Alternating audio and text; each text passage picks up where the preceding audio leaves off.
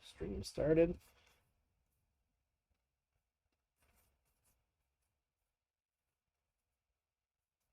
Okay.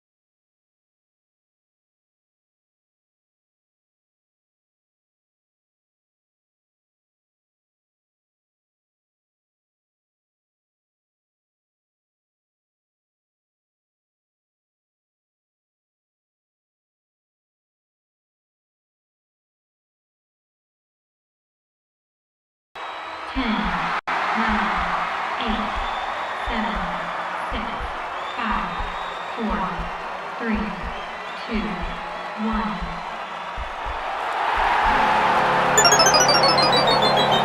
Game over.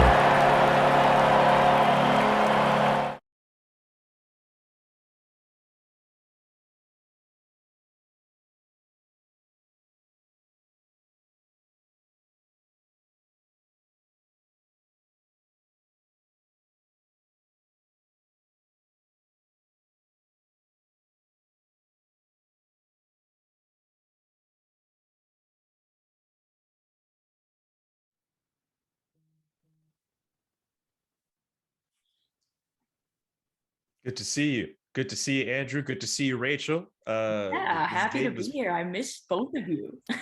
yeah. I'm Actually, muted it's on. like I had myself muted on stream again. This is like something I've done oh twice now. no. I was about to say like this is like Rachel and I like we've like spoken like online. This is like the first time we see each other like on Zoom. So this is cool. I'm very excited about that. We've been meaning to have some kind of like podcast set up with us too. So I'm really excited about this. Yeah, I'm super jacked, and I mean the fact that we get to like do something together when I think all three of us like each other's work. I feel like the vibes are really good, even though the Habs vibes were not very good today. Yes, it's not a very good vibe for the Habs, but unfortunately for them, we will find a way to have fun anyway, because they seem determined to ruin the fun here. Like I said the last time they had a blowout loss, I'm starting to feel like this is a little bit personal.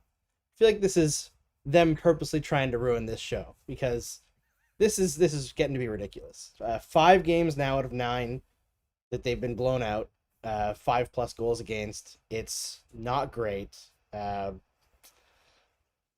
it's starting to get to the point where you're running out of things to say for what they need to fix, because you know, like everyone knows at this point what's gone wrong.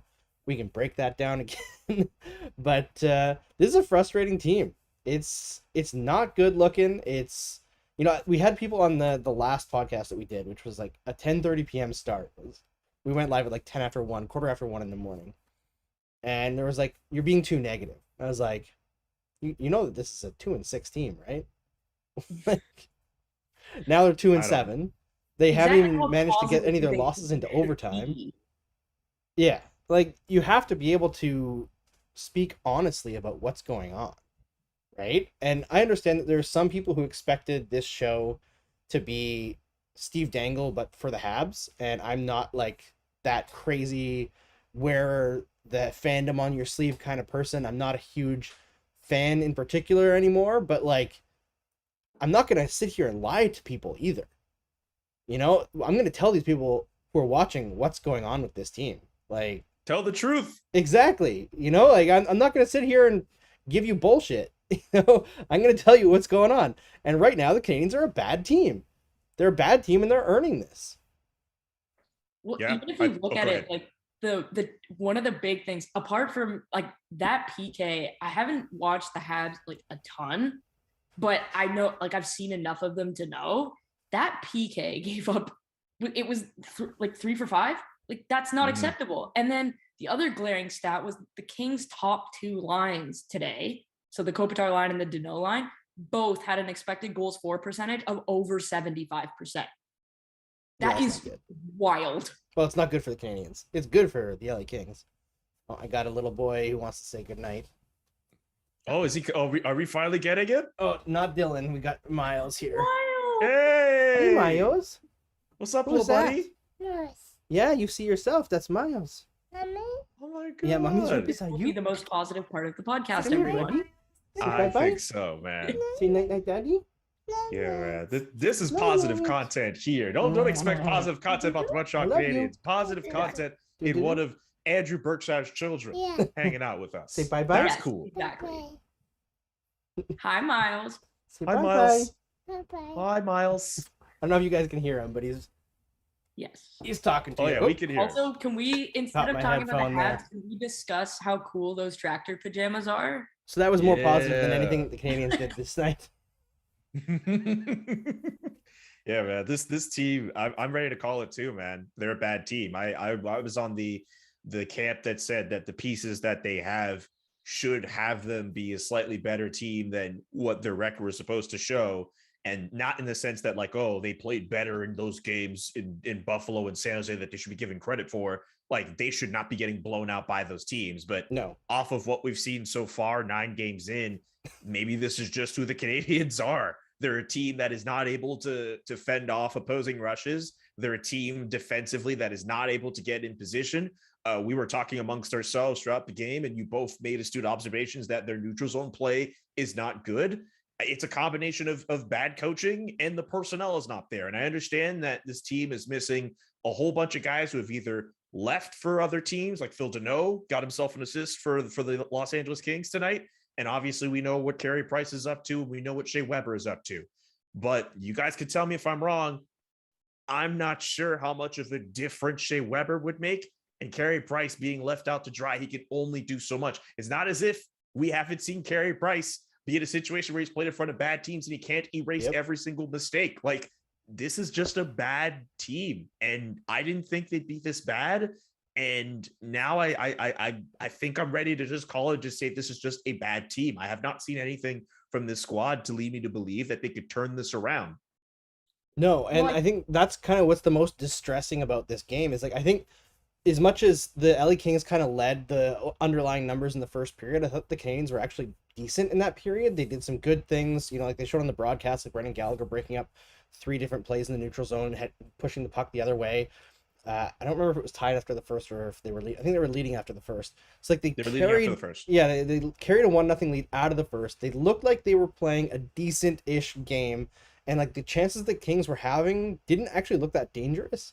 And then from puck drop in the second period, it was just an absolute slaughter. So it's like this team can't seem to marry together, shift to shift, a bit of energy that keeps a game going their way. They can't manage it period to period, and they can't manage it game to game. Not that they played great against San Jose. You know, like Jake Allen was absolutely phenomenal in that game. And I don't want to put much on Jake Allen because I think he's been as good as you can expect a player who is signed for his contract to be.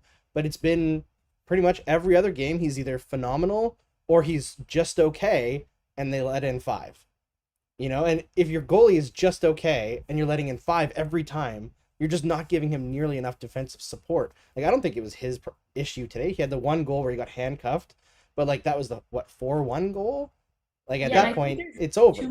There's too many instances like of NHL defensemen. Like we're talking like Ben Sherratt going controller unplugged in the defensive zone, and that just, if you look at how that Montreal Canadiens played defensively on their run to the Cup final last year, that is arguably what got them there, apart from Carey Price. They were fantastic defensively. They held Matthews and Marner at bay. They held Wheeler and Connor at bay. They held Stone and Pacioretty at bay. And if you really look at it, they managed to hold Braden Point at bay in the Cup final. The Tampa didn't win because of Braden Point.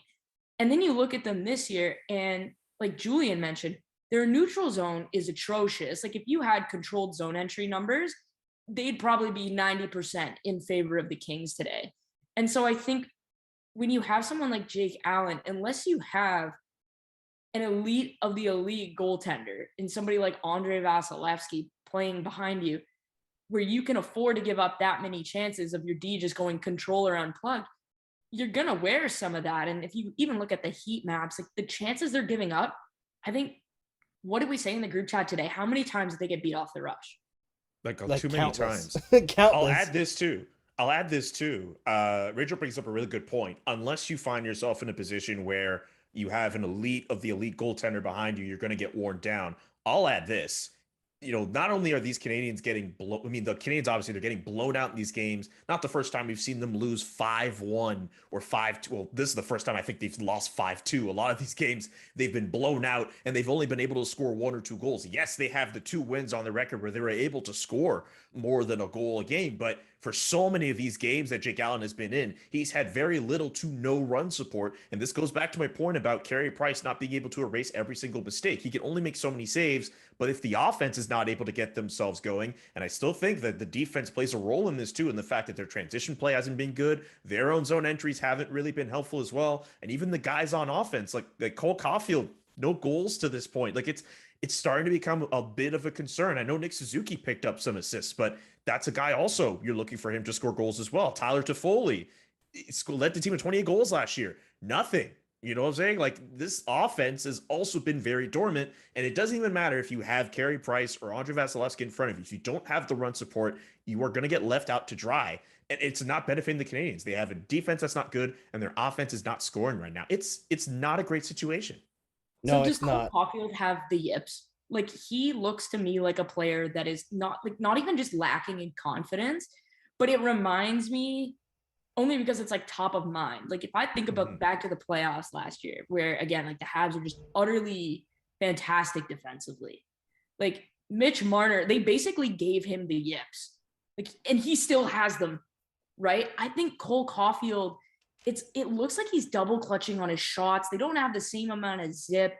And because he's such a young player, and I mean, like, I study development, I think they should really seriously consider letting this kid play 3 or 4 games in the AHL so that he can get feeling himself again. You obviously can't do that with Nick Suzuki, but you can with Cole Caufield. And what is the harm in doing that? No, I don't don't think there's any know. harm in that. I don't think there's any I'm harm in not that. super for that, just because I think that there's always a danger with young players where it feels like you're putting it on them, that it's their fault and that's why they're getting sent down. And like part of it sure is, but I think there's actually been, if you've watched like all the games so far, which I unfortunately have had to, Caufield has actually progressed pretty significantly with his plays over the last like 5 or so games. Like, he's still not what we expect him to be, but like he's at least trying things. Like the first few games of the year, it was brutal out there for Cole Caufield. So it's getting better. I think I'd kind of rather them just be patient, because it's obviously not going to happen this year, right? Like, the playoffs are not a situation that the Canadians are going to find themselves in it unless something crazy goes. Like, if Carey Price comes back after his time in the player assistance program and he has a Hart Trophy worthy season, then they could possibly sneak That's into what the it's going to playoffs. take. But yeah, it's something that has to happen like that, right? An absolute miracle, and we're not in a Disney movie. It's not going to happen. They had their miracle last year in the playoffs, right? And it wasn't quite enough because the Tampa Bay Lightning are absolute murderers. But I don't think it's possible to hope for a miracle 2 seasons in a row. I think this is one of those seasons where you evaluate what's gone wrong, you try to build for the next year, and maybe you get Shane Wright out of it. Shout out in the comments in the YouTube chat. There's Sportsnet in there asking if that game was a dang it. Of course it was. Almost every game so far this year has been a dang it. And AO says Miles is a hat pick, and that's true. Miles is a hat pick. Can I add That something game was about Cole NyQuil. Caufield? Like, Oh yeah, Of course. he's very sleepy. I just want to say this about Cole Caufield. I don't know if I'm necessarily opposed to the idea of him getting the opportunity to kind of regain his confidence back in the AHL. I mean, I don't necessarily think that him being sent back is a death sentence. No. I think just because this is a guy who scored at virtually every level that he's been at in his career, right? Like, I just think any opportunity for him to just kind of get that scoring touch back might just help. I think that's just the idea. Just let him go dominate in the AHL and then come back with that renewed focus. I can't think of any other time, unless you guys know for yourselves, where he's gotten this many games at any level without scoring a goal. And yeah, I think Rachel's right. Like, this is a guy who I think he's realizing that, once those first few games went by, he didn't get himself a goal. Like it just kind of just started to get into his head. One thing I'll give him up until about like tonight, like I think there were some games in the stretch of the season where maybe he's not necessarily getting the goals in. Maybe there's some other moments where he's kind of brutal, but he's got like a few skill plays in him. Like against Detroit, there was one game where he's taking a puck in between his skates in the neutral zone, and he's basically putting on a show as he enters the zone and just completely embarrassing a Detroit Red Wing. In the game before, he has like a pass from his stomach that he completes. It turns into a shot chance. Like he's able to make those plays, and his playmaking ability cannot be understated. But if you're not able to get some of those goals in, I mean, I'm sure, especially for a young player of his ilk, like it's going to affect his confidence. So I don't know if I oppose the idea of him just going back to the HL for like a small handful of games just to get his confidence back. I don't know if the Kings would do that either, though. But Yeah, and I think what you're go trying ahead, to do is avoid like a Kotkaniemi situation where like I don't think they've rushed Caufield, but they definitely there's no argument that they rushed Kotkaniemi. That was super obvious. And the yo-yo thing is a terrible idea. Like I think you send him down until if he has to play 10 games, then he's got to play 10 games. The one thing I will say about Cole Caufield is every single minute I've seen of him, he's never cheating you for effort. And I think that like no matter what, even if he's not getting the same amount of chances and the pucks aren't going in, I'm not seeing him lazy on the back check. I'm not seeing him not engaged in the play. Whereas you look and I mean, I think Sami Niku's been a bright spot, but that defense kind of looks lost at this point in time. And even up front, I mean, there are many times where I look at players on the ice and I go, where is the effort level? Because I saw what it looked like last year in the playoffs, and this is not that. And so I think with Caufield and even Suzuki, like some of the younger guys, you're not seeing that out of them. They don't cheat you for effort. And I just don't want to see them punished because the other players around them really kind of, some of them look like they're public skating a little bit. Yeah, it's weird because like I think you can look at this roster objectively and you can say it's not a great team, right? Especially on defense. They've got some talent at forward, right? I feel like you need a center, in my opinion, who pushes Dvorak down to 3C. Not because he's not good enough to be a 2C, but because of the way that this team is structured, they need 3 centers where Dvorak is probably the third best guy. And that's how they're going to overwhelm teams, right? Is have 3 lines that can really play at a high pace and score a decent amount of goals. So like they have the wingers to accomplish that. They're missing that third center. And I think Perreault has been full value for what he is. He's just not that level, right? I think he's a guy you put on your 4th line and he turns that 4th line into a line that's very dangerous, right? So there's that's missing. But even with that, I think you look at them and you think this team should produce more offense. And a lot of those guys, Cole Caufield, Tyler Toffoli, Brendan Gallagher, Josh Anderson until this one, right? These are guys that you expect to score more goals at a higher frequency. And you could think like, okay, well then they've been unlucky, right? But like you look at the expected goals so far this year, and the Canadiens have been up at this game is not counted yet on natural stat trick. But coming into this game, the Canadiens were producing 1.89 goals per 60 expected at 5-on-5. I think it's like 4th or 5th worst in the league. I don't think they have the 4th or 5th worst offense in the league, but they're not producing like they should be better. You know, like they're actually still underproducing less than that. Still, they're almost a half goal below that per game. So it's not a good look. And at a certain point, you have to wonder if they're doing things incorrectly from the top down. And as this goes on, we're on game number 9 now. And I don't think the expectations were that high this year because losing Weber, losing Danault, starting the season without Price, there's like all these excuses built in. But how many games can this level of play go on? Where it's not even about the wins and losses. It's the level of play where you're getting absolutely dominated almost every single game. The San Jose Sharks last game, like, yeah, they lost. But the Canadiens got wrecked in that game by the scoring chance count. Like, Jake Allen had, 46 saves? It was the second most saves in the history of the Montreal Canadiens in a shutout. Like, how long can that go on until the guillotine comes out? And who's it going to come out for? Does Antoniemi have the record? No, Jacques Plante. I don't know why I thought it was That guy. Antoniemi. Because Antoniemi came close. But yeah, Jacques Plante, that guy. Some guy, you know, Jacques Plante. Nobody's ever heard of It's him. like even you look at it and like Drouin had a great start to the year. Like the first couple games, I mean, I think you can make the argument he's probably Montreal's best player. I think he still has And been. Yeah, and me too. he even though he's not putting pucks in the net right now, I still think he's creating, he's transporting the puck. Like he's at least getting some zone entries, right? And so you look at it and there definitely should be, I have some systems questions for sure about how this team plays because that neutral zone forecheck is non-existent, like we talked about. And then why are we talk about some D have bad gaps and sometimes it's just some D. But how is it that all six, no matter which six are in the lineup, have awful gap control? And that's a super big area of concern because you're giving up entries. And how many goals did they get scored on off the rush today? How many bad penalties did they have to take because of their rush play? And I think that's got to be, if Montreal wants to clean some stuff up, how they play in the neutral zone and how they defend the rush has to be their number one area of concern 5-on-5.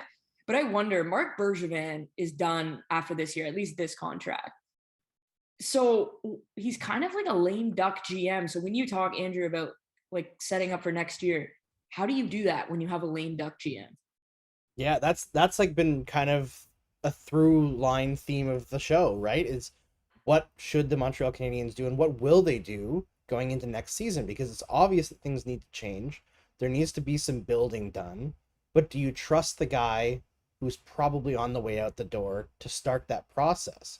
Because logically, it just makes way more sense to start the search for the next guy now.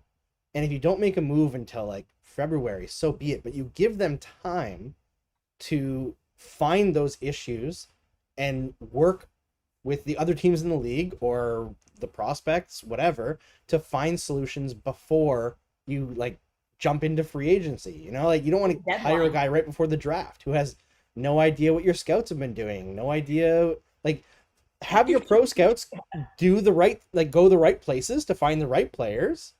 You know, scan Europe. Like teams find good players in Europe out of nowhere every single year. You know, there might not necessarily be game breakers, but you look at like Ilya Mikheyev in Toronto, who's been a guy who they've rolled out essentially every night that he's healthy. He has a solid impact on the game. He has some finishing issues, but other than that, he's pretty decent, good PKer. Like you can find players to fill spots on your team. I guess you could say the Canadiens did that with Chris Weidman, but he's been replaced by Sami Niku now. But well, even like, and I think Sami Niku is good, but even like Ottawa did it with Artem Zub, and the most extreme example is obviously Panarin, that's just like a league of his own in that, right? But like you're right, there's stuff to be had, but I wonder, and I think back, so New Jersey did both of these things. They got rid of Lou and brought in Ray like 2 weeks before the draft, and ended up taking Zacha because Ray just like trusted them to do that, and like that hasn't turned out for the best. But then I guess ownership learned, because when they fired Ray, they fired him in January and they let Tom Fitzgerald do the deadline. So I wonder in Montreal, if you know that Bergevin's not coming back, do you let him manage the deadline, or do you want to have someone in place so that it's their plan that goes into the deadline? Like, what would you want to see? I mean, here's what I'll say about this. Yeah. Here's what I'll say about this. And I think it matters here. This is not the year for the Montreal Canadiens for them to fire a GM and then hire a guy like 2 weeks before the draft, which is supposed to be in Montreal this year. Like, we all know how much of a spectacle this is supposed to be. They're hosting the draft. Like, and this is going to be the first one, it looks as if that's going to have people in it in quite some time. This is not the year for the Montreal Canadiens from an optics standpoint to kind of fumble the bag when it comes to how they handle the draft. I think if it gets to a point where they realize, you know what, they're not going to be able to settle some deal with Marc Bergevin. A lot of people are saying, you know what, it's a matter of money. I'm still just very stupefied at that, considering what had happened over the run, but so be it. If it's not going to be Marc Bergevin, go out and either call Tampa Bay and ask if Mark Metzier Darsh is willing to be that guy. See if there's somebody else out there in your contacts who is, or someone up on your list who's willing to take on that job, because we all know about the credentials that are needed to be a GM in this city in Montreal. Can I ask about that? Sure. So I understand the French thing, because like with my soccer team overseas, like if you don't speak German, you're literally just not allowed there. Like that's how it works. But in Montreal, would it be beneficial to maybe have, at least from a head coaching perspective, or a GM, one of the two, like if you want the best of the best, like Barry Trotz, I think we can all agree, is one of the best coaches in the NHL. If he said, I want to coach the Montreal Canadiens, but I don't speak French, would you, like, are you going to hire a much lesser coach because Barry Trotz can't speak French? Or is it worth it to hire, let's say, a fantastic candidate, and then Jeff Molson just pays for this guy to get a French tutor? You know what I mean? Like, does he have to be French Canadian? Or if he's willing to learn to speak French, does that maybe widen your pool of candidates? Because I think Montreal is such a fantastic franchise that you want the best candidates. And if you have someone that maybe doesn't speak French right away, but is willing to learn, and they're clearly the best person for the job, would you maybe give them a chance, or do they have to speak French right off the bat? I don't think they have to right off the bat. Sorry, Julian. I think that it's one of those things that a lot of people point to as like a crutch for like why the Canadians have not found success. And like, there's a lot of really strong French Canadian coaches out there. Like when the Canadians hired Claude Julien, I legitimately believe he was the best coach they could possibly have hired at that moment. Right? Absolutely. Whether Dominique Ducharme was, I mean, that's up in the air. But I think the Canadians were headed in the right direction with what they were doing with Ducharme and Joël Bouchard, where they were bringing in junior guys, bringing them up through their system so that they could get reps in professional hockey. And then that kind of builds their own stable of French Canadian coaches that they can hire.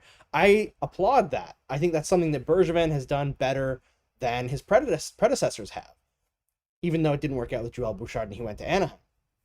Because that's the guy I think should have been the coach. Yes, and there's a lot of people who do think that as well, although I've heard some dissenting opinions about Ducharme and his being a little bit smoke and mirrors. I've heard some stuff about that too. I'm not really sure which camp to be in on the whole Joël Bouchard thing. I thought he got a lot out of his players, but he definitely did. Yeah, I think just with the way that it kind of works in Montreal with a coach or a GM, I guess it's just from having someone from a speaking standpoint just be able to address the majority French fans here. But from what I've seen, and you guys could tell me wrong, but like I think if somebody steps in and they're primarily Anglophone, but they show the effort of learning the language of French, I think fans can be welcoming and accommodating and accepting of that fact necessarily. I mean, you might have some purists who may be very upset at the fact that it's not French speaking or French pure laine, as we would say in Quebec. But like, if say, for example, I'm trying to think of a GM candidate off the top of my head, but if somebody comes in and they start their conference just answering questions in French, for example, like, some guys would be like, okay, wow, like this person understands the market. They are trying to make an effort here. And that's good from an optics standpoint. But yeah, I also think, to Rachel's point, like if Barry Trotz all of a sudden is like, hey, I'm going to contact the Montreal Canadiens about coaching the franchise, you'd be crazy to say no. You'd be crazy to not even give an interview because of the fact that he can't speak French. You're talking about one of the best coaches in the National Hockey League. It's a bit of a weird thing. I understand too why it is the case. But I also think there's talent should be able to kind of outweigh some of that. And in some of those cases, I'm sure some of them would be willing to, learn the language a little bit. And the reason I brought it up was because like in soccer, how it works. So like Pep Guardiola is like widely considered the best coach in soccer. Him, Jurgen Klopp, like that's kind of how it is. Pep Guardiola is the man for the job. And Bayern decided that in 2013. That man did not speak one single lick of German, but they hired him because he was the best guy for the job. And then within 2 months, he was completely fluent in German. So it's like one of those things where you can hire a guy that speaks English if he's the best guy for the job. And in 2 months, if he works at it, we see it all the time in Europe. Jurgen Klopp had to learn English when he went to coach Liverpool. I mean, like there's so many examples in European soccer of coaches going and learning Italian, like Jose Mourinho now randomly speaks Italian, right? And so I think if you actually have people that are willing to put in the effort and you can get the Pep Guardiola of hockey to work in Montreal, you should give them that chance. Like it shouldn't have to be a French Canadian all the time, because I think Montreal fans would maybe prefer a Stanley Cup over someone who's from Quebec. You know what I mean? And, like, yeah, and I think the only thing that I would too, like, and to your point, like, if you want to reverse it here, Dominique Ducharme, Quebec born person, eventually at some point had to learn English. You mean to tell me that all the like, Andre Tourigny, who's coaching out in Arizona, you don't mean to, I mean, I think he's a Franco-Ontarian. I don't remember exactly where he's from, but you don't mean to tell me that there hasn't been the influx of French Canadian talent, whether it's players or manager or whatever. You don't mean to tell me at some point they didn't have the opportunity to learn English? Like they kind of have to accommodate and learn that too. I get English is the dominant language for speaking in the National Hockey League and for various parts of the world, but if some of those people are willing to make those accommodations, like it'd be interesting, it'd be cool to see the other way around as well, you know?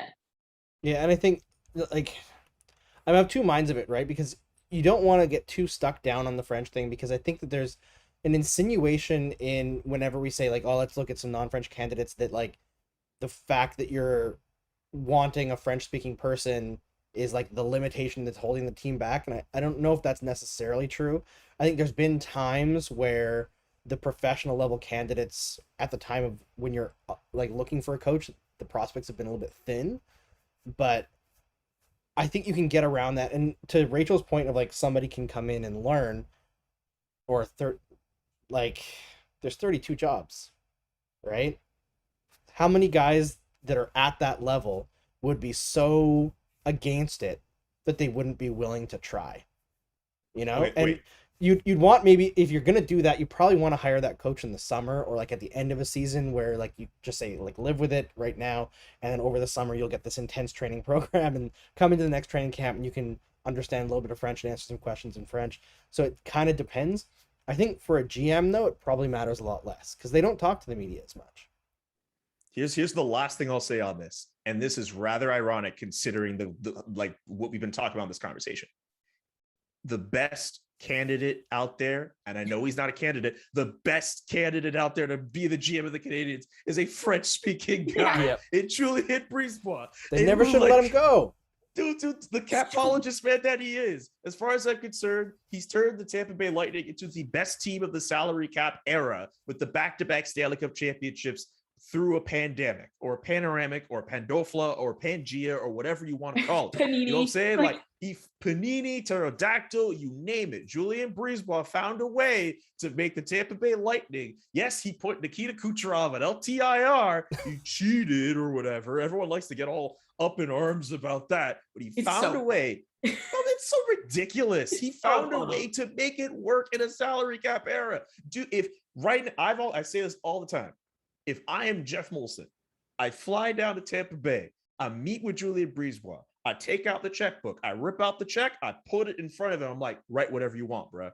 Write whatever you want. He should be the guy. He should be it. I don't know what the provisions are in his contract with Tampa Bay. I know he re-upped for the next few years. He's getting his money, and he deserves his bag. But Julian Brisebois, the irony of the conversation that we're having here in terms of, oh, you know what? Hey, maybe the guy shouldn't necessarily be French speaking. The best possible guy who could be leading this team right now is Julian Brisebois, who's a Quebec native. Yeah, and I will say, not hindsight, when the Canadiens hired Marc Bergevin back in 2012, I was hardcore on the Julian Brisebois train. A lot of hardcore. So you can go back and look at my articles on habseyesandtheprize.com, and you will find Andrew Berkshire was hardcore into Julian I Brisebois remember being this. the GM. So, and you know what's crazy is like, it's totally right. And this whole conversation, I've actually been thinking about that. And the best part about this whole thing is we always talk about the hockey man. Julian Brisebois is literally a lawyer. Yep. Like he is not by definition a hockey man.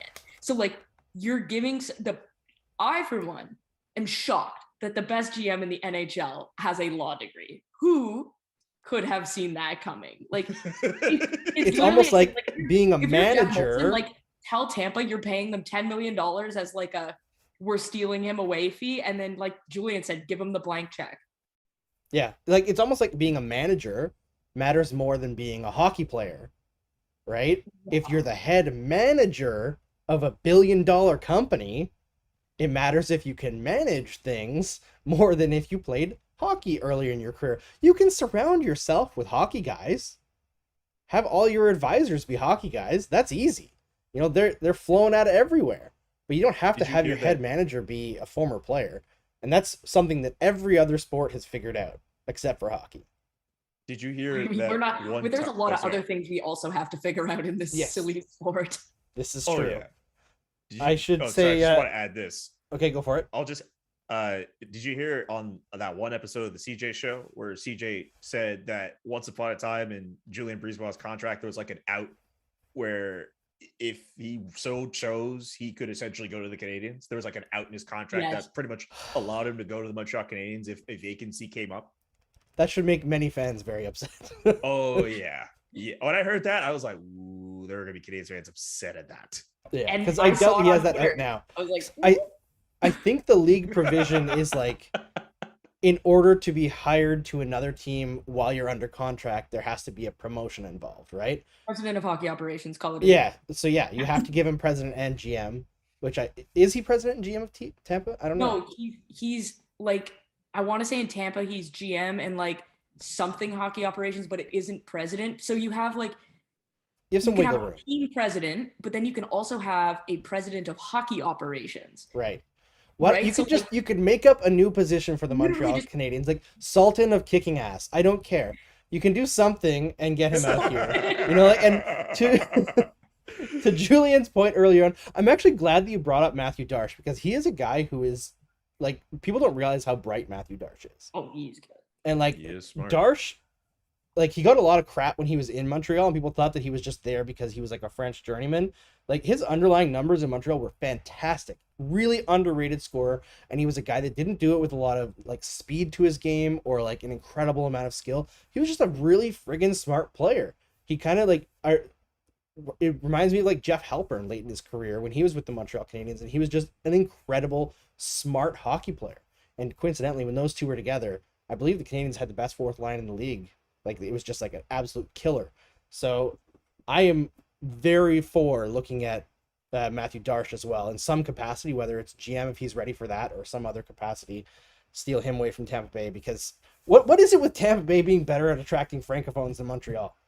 Like what's going on there? Come on. I mean, they already have snowbirds going there in the winter. Are the Yeah, they have to snowbirds stay with are the LAK. snowbirds scouting the queue?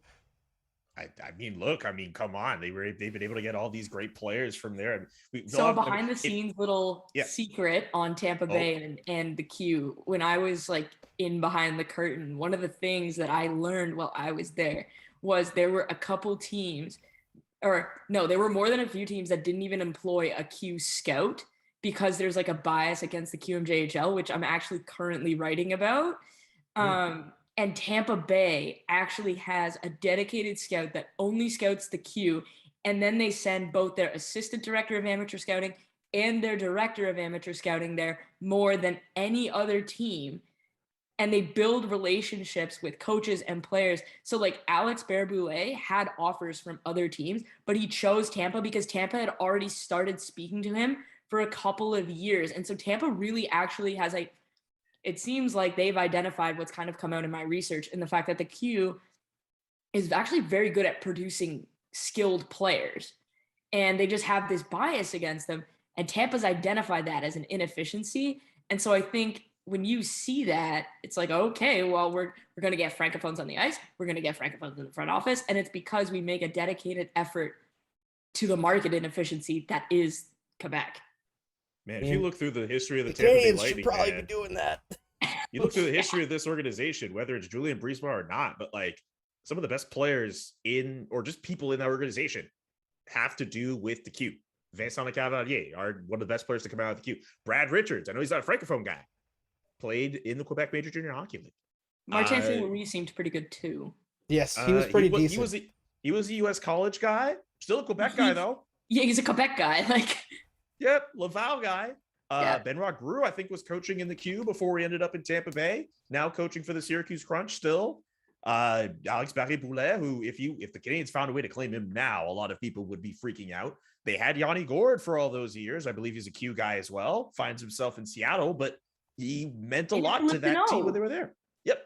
like Yep. it's They- wild to me. Like, and that fixes, we talked right off the top about the Montreal Canadiens needing 3 centers. You have Philip Deneau. Look what he's done for Kopitar in LA.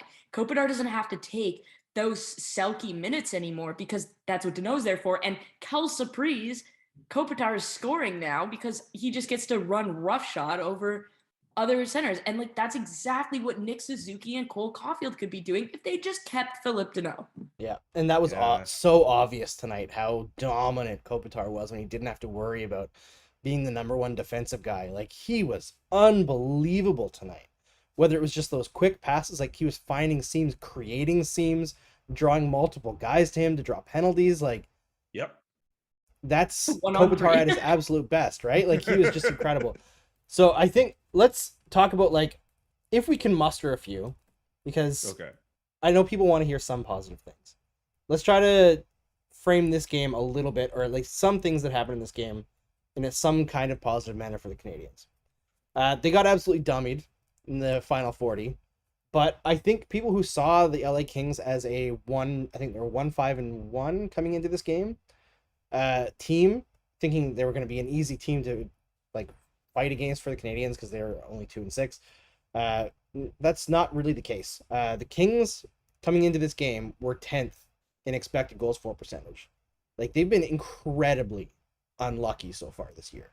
So the fact that they broke out against the Canadiens, who are a very weak defensive team, not actually that surprising.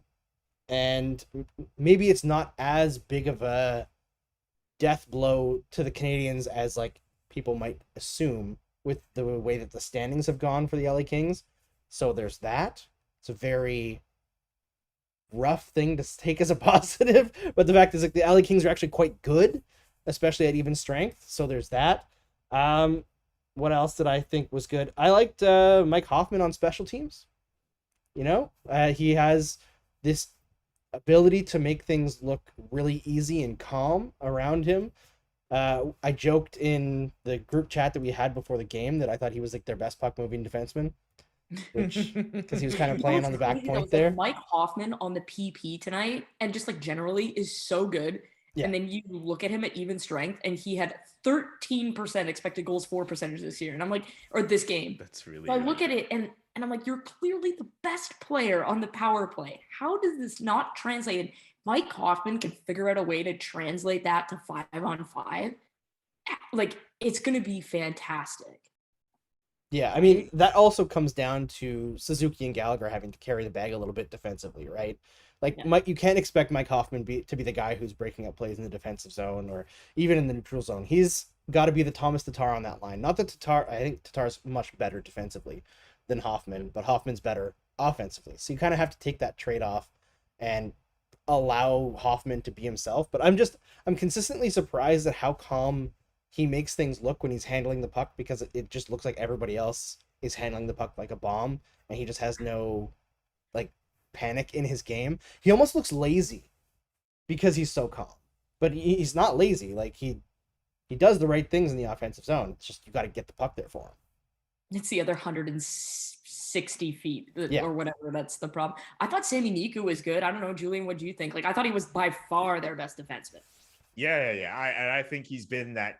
What's kind of crazy to me, seeing Sami Niku not only be as good as he's been, but just with the way these power play units have been, deployed over the last few games. Like, we're normally seeing Jeff Petrie being the guy, and he's expected to be the team's best defenseman on this team. Like, people for years have been banging the drum that Jeff Petrie is the best defenseman on this team, even while Shea Weber was there. And this year now, I don't feel a lot of those people are being vindicated in that way. It's very telling that pretty much since Sami Niku has been in the lineup, I don't have the numbers of the way the power plays time has been deployed between those two defensemen, but a lot of times, for my money at least, whenever the Canadiens are starting out on the power play in the offensive zone, Sami Niku is getting that first shift up. And that first power play they got today, Sami Niku was first up. And plus, he drew a penalty early on the game as well. Like, I think for my money, he's proven to be their best puck moving defenseman right now. I don't know when that means we'll see Chris Weidman back into the lineup. I'm not sure what's up with Jeff Petrie either. I don't know if he's hurt still, or I don't know if he's dealing with something, but I don't think he's necessarily been their best PMD to this point. But Sam Niku, I think he's done okay. Another positive I just want to mention, I thought at least on the Canadiens' goal they scored, I thought Christian Dvorak and Josh Anderson showed some good speed, and they were able to make something happen. Josh Anderson at least has goals in back-to-back games. So it's not as if there are no positives from this game. Just obviously the negatives just outweigh the positives. Yeah, far outweigh them, unfortunately, which has kind of been the case all season long. And like, at least they were able to score multiple goals, which again is damning with faint praise.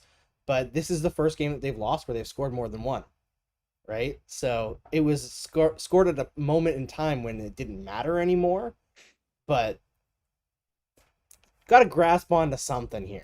Hey, Ben there's Sherratt. not a lot to look like. I'm looking Ben at my Sherratt scored. yeah, Ben He scored Sherratt from- scored. And I like mean, his he was first goal of the year, same spot too. That might be Like, the only good thing he did the entire game. he was firing Yeah. darts all game though. Like I will give Ben Sherratt one thing. When he actually tries to do stuff offensively and he drops the shoulder and drives the net, he can kind of create chaos because he's so big, right? And he actually does skate really well. The problem is like oftentimes it's him taking the shot, and I just wish it was anybody else taking the shot. No offense to him, he did score, and he's got 2 goals. I think that's like tied for. No, I mean Matthew Perreault has the team lead with 3, but tied for second on the team in goals, Ben Sherratt, which is doesn't Mike Not Hoffman good. also have 3? Mike Hoffman also has 3 because oh yeah, Mike Hoffman also has 3. You're right. He So scored 3 Hoffman and games. in a row. Perreault are tied. Yeah. Hoffman and Perreault are tied with 3 goals each, and Calgary has 2 7-goal scorers. That is Yeah. not good. I saw that the other day. I mean, Alex Ovechkin already has 9. Is he good? I think he might be. Yeah, he seems to be. Jury's out on that one. Yeah. We'll see if he can break Gretzky's record. Then we'll call him good. Yeah. He's an Oh, Oh, absolute man. monster. This All guy right. is ridiculous. He's like 38 years old, and he's just like, sup, I'm going to score a goal a game. Legend. I hope he breaks that record so Okay. badly. I want nothing more. Not only just break the record, I want him to be the only dude that has 900 goals. Like yeah, I want him I to be want that. 900. Give me 900. That would be amazing. Like, especially to do it in this era, right? He needs the Yager treatment where, like, no matter what, he gets to play until he's 95 years old until he breaks that record. Because I think, like, we look at age curves and the things that go are like skating and endurance and durability. But he's not going to be able to be as physical, and he still isn't as physical. But what we're seeing is the guys who can read the play get to keep playing in the NHL, and the guys who could shoot the puck get to keep playing in the NHL. And Alex Ovechkin can most certainly shoot the puck. Well, that's like my thing with Ovechkin, right? Is like he's kind of transitioned into like later years Brett Hull, right? But Brett Hull was still an effective goal scorer until he was like 39 or something. Like we haven't seen the last of Ovi. He's 1 year, I guess he's almost 2 years older than Sid, right? So he's gonna be 37 at the end of this year, I would assume. Because Crosby's gonna turn 35 Right. next Next August. year. Yeah. These guys are getting old. Yeah, This I is- know, man. That's my draft year, Sid's draft year, so I'm feeling old already. But yeah, I think we've got a lot left for Ovi, and like if he's just allowed to be the power play guy later in his career, he's still going to be able to score 30.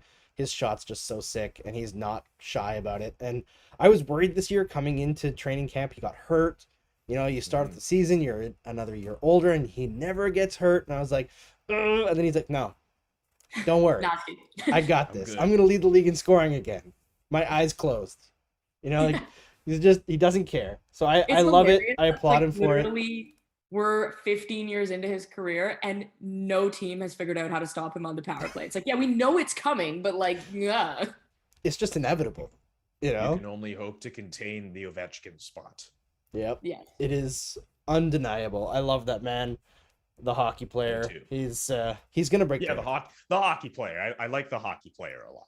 Yeah, I mean I don't know him personally, so I can Yeah, only say you the have hockey to. player. Yeah, exactly. I like the hockey player. And I like that he shows personality. Like, we could use That some too. of that in the game instead of Yeah. this like milk toast whatever. That commercial with Backstrom that they did to start the season for like an insurance company, and it's like the best bit of PR the NHL's had in years. It's really good. It's one of the best commercials I've seen. You hear the long like slurp from Nicholas Backstrom. I did not expect him to be the funniest guy in that ad, but well done, Nicholas. Yeah, he did very well. The only NHL ad in recent years that I thought was comparable was last year when like Uber Eats rolled out the Patrick Waugh and Mario Tremblay. Tremblay ad, and it was like they had different setups in both French and English, and it was just a fantastic ad. And then I that still folded miss into the, like the RDS remember, like, interview. Remember, like, it might have been like 15 years ago, maybe like it was definitely more than 10. The like all-star game where they got like the Sedins and Crosby and whatever, and then the end of the commercial is like walks in and there's like pizza, he just goes Ovechkin. Like, Ovechkin. what happened to that? Can we have that? Yeah, or would even love like, that. do you remember the NHL ads they used to do that was like NHL players are just like us? And there's like Joe Thornton trying to butter a piece of toast with cold butter, and he ripped it. And he's like, oh, But didn't like what was it like Dustin Penner like pull his back making pancakes or something? I'm like, Yes. just use that in the commercial. yeah, eating pancakes. He messed up his back. Ah, As someone with a Dustin bad back, I Penner. empathize. But yeah, I think there's probably not much more to cover on this show. I've had a lot of fun with you guys, but I think a lot of people are watching the Leafs game, so we'll check out for now. If you want to find Rachel and Julian, you can check the description in the YouTube video or in the podcast, and you can find their Twitter handles. Before I let you guys go, though, first Rachel and then Julian, tell us what you got going on this season. I'm doing the Staffing Graph podcast. We're going on a bit of a break because we got something fun coming up in the new year. And you can find me on the Daily Faceoff podcast once a week as well, talking about analytics. And I'm not writing this year because I'm writing a thesis. So we're just going to have to wait till that's done. And hopefully I can make it public. Awesome. Shout out Rachel, man. Just doing big things all the time. And Julian, can you, within an hour, can you fit in all the podcasts that you're on? Literally, here's a list and unfurls. Okay. It's like the Chris Jericho thing where it's like you're added to the list, but it just unrolls and it's like a scroll 100 feet long. Yeah. All right, I'll give you guys the condensed version just because I like you guys. Chris Johnston show twice a week on the SDPN network, Mondays and Thursdays. CJ already sent out a tweet asking you guys for questions. We'll answer them on Monday. New Zone Time episode on Yahoo Sports every Wednesday, I should say. We record Tuesday, goes out on Wednesday. Hockey Inside Out every week as well through the Montreal Gazette, and check out my work with The Athletic. Every Friday I have the Canadiens plus minus column where I basically look at the games over the last few weeks for the Canadiens, over the last few days for the Canadiens, and see who was good, who was bad, and who was too difficult to call. So yeah, check out all my work there, and I hope I was under a minute. Do you sleep? You might have been. You know what's crazy? I did not sleep that much tonight, so no. Well, you know what? You're not going to be sleeping much between now and the next time you're on, Julian, because I don't know if you know this, Rachel, but November 13th, Julian and I are going to do this show after the Red Wings Canadiens game, and we're going to do the Hot Ones Gauntlet live on stream. Why did I agree to do this? God. I'm going to be in New Jersey that night, so you guys enjoy that, and I will have drinks on your behalf in either New Jersey or New York City. We'll see. Drink a tall glass of milk for Oh, me. yes. Very tall glass of milk. Maybe a big bowl of yogurt or something. I don't know. Something like that. I don't know. I don't know why I agreed to do this, but I wouldn't do this for anyone else other than Andrew Berkshire. Well, Thanks, good luck buddy. with that, gentlemen. I definitely would never have joined you on that. Thanks, guys. We'll be back, I guess, tomorrow. It's going to be a later stream tomorrow because I'm going to take my kids out trick-or-treating after the game. So it'll be around 9 p.m. Eastern that I log on and talk about the Canadiens against the Ducks tomorrow. So that'll be fun, maybe? I don't know. We'll figure it out. But What if by tomorrow, while you're trick-or-treating, the Ducks have Jack Eichel? I mean, Not he that won't he'd be be playing. playing, but like You think it's the Ducks? It could be Vegas. I feel like it might be the Ducks. They seem to be like lying in the weeds, and they have like prospects, current players, picks, and they could just be like, wham, and they're bad this year, so it's not like they need to rush Eichel. True. That was just a fruit for thought. Yeah, I've been pushing the idea that the Canadiens need to do it. They've got the assets to I make said it that in happen. the summer. I like it. Get it going. All right. Thanks, everyone, for watching. Thanks, everyone, for listening on the podcast version, and we'll see you tomorrow.